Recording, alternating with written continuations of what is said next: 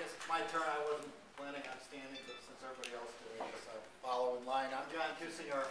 I am an engineer. I work for a company that does transportation projects, but I'm not a transportation engineer. But I'm not really here to speak on behalf of I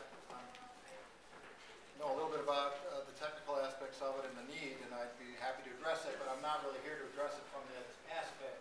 I'm really here to address the transportation from two aspects. One is I am a member of the Greater Milwaukee Committee, and I don't know if people are familiar with the Greater Milwaukee Committee, but we have about 200 members. It includes all of the CEOs of all the major corporations in Milwaukee, and it is a business group, and I'm here to deliver the message that business is behind the RTA, the sales tax funding. The Greater Milwaukee Committee has consistently for a number of years, and I have our 2010 annual report, and to quote directly from that, it says we need a permanent dedicated funding source to support a balanced regional transit system, including the KRM, to strengthen our region.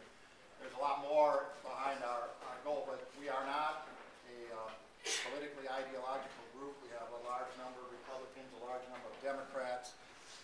But business is very much behind us. You may have seen Julia Taylor, who's our executive director, out there drumming up support with Tim Sullivan of Bucyrus and Robert Marino of Roundy's, and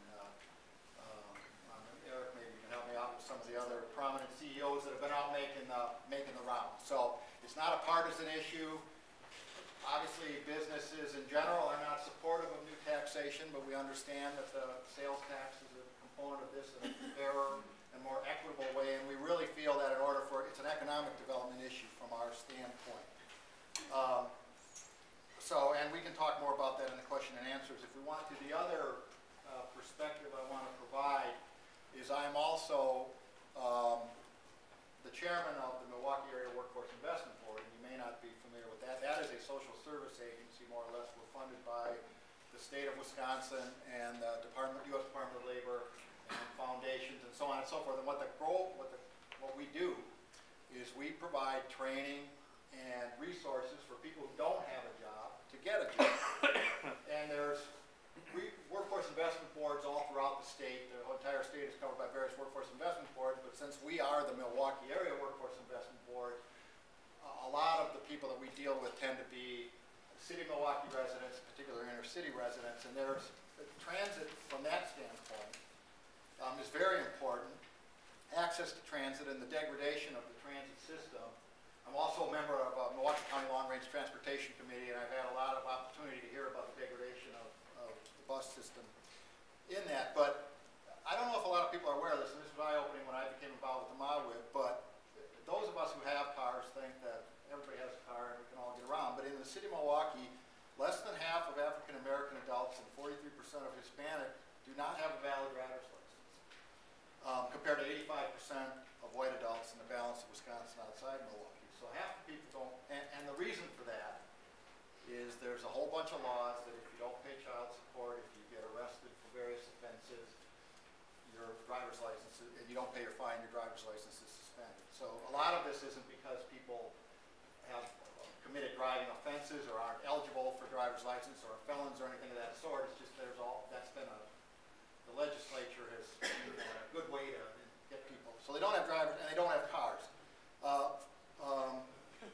For households in Milwaukee, below the poverty line, 42% have no access to a vehicle. Above the poverty line, only 9% have no access to a vehicle. The agency that I chair spends a significant amount of our money providing funds for people. It's a big deal for us to get people to work. It's hard enough. We have a whole bunch of people who want to work, who would be good workers, who could participate in the economy, but they don't have a way to get to work. Many of the jobs are in Waukesha County, even the jobs in the city of Milwaukee. It's a big, big deal for our agency to provide transportation. We spend a lot of money that could be spent on other training, providing resources to people so that they can get. And getting back into my business community hat, you may view that as a social justice issue or a racial equality issue. It may be those things, but from our perspective, it's an economic development issue. We need to put people in this community to work, to engage in the economy, to provide their creative input to the economy, and we can't do that if they can't get to work. And a large portion of our community can't get to work. And so that's why the Greater Milwaukee Committee and the business community in part is very much behind the creation of the Regional Transportation Authority. We have been consistently behind this for many, many years. And we're really, I think the business community has done all they can to provide leadership here. And I'm hoping that we can get the political powers to be to make the final push. As it's been indicated, I think we're very close. And we'd certainly like to see